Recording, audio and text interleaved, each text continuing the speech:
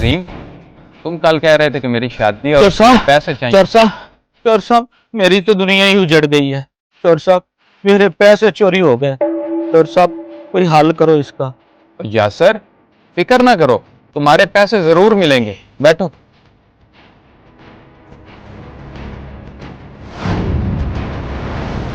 सामने आओ साहब। इसने यासर के पैसे चोरी किए हैं। सच बताओ वरना एक की सजा सबको मिलेगी। हजूर, हमें कुछ मालूम नहीं कि चोर कौन है और किसने चोरी की है। ठीक है, तुम सब जा सकते हो।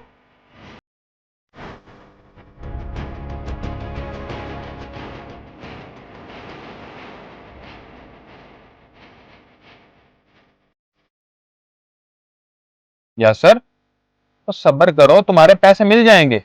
टेंशन मत लो। आओ मेरे साथ।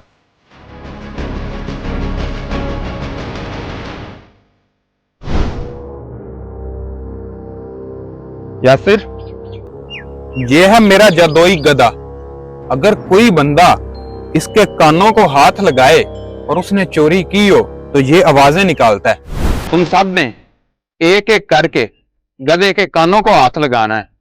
जिसके हाथ लगाने पे गधे ने आवाज निकाली वही चोर होगा। चलो अब्दुल्ला, सबसे पहले तुम जाओ।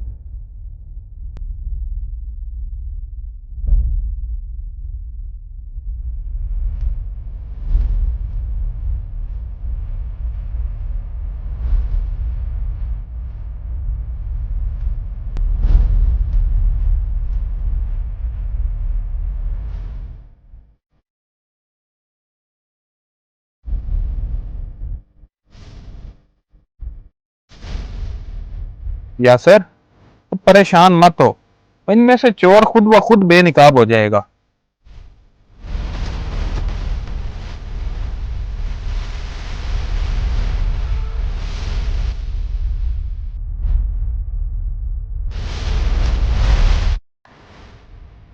चौधरी साहब, इनमें से चोर तो कोई निकला नहीं। सारे कतार में सीधे हो जाएं। तुम सब लोग अपने अपने हाथ आगे कर लो।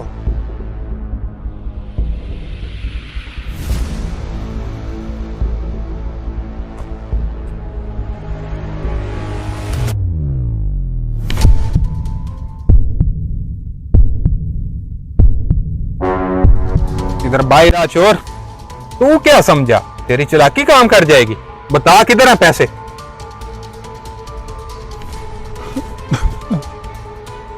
माफ कर दे हजूर, मुझसे गलती हो गई।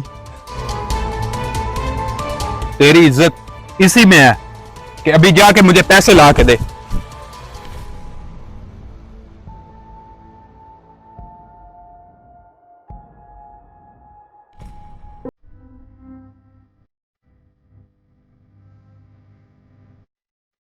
दफा हो जाओ, मैं तुम्हारा बंदोबस्त करता हूं।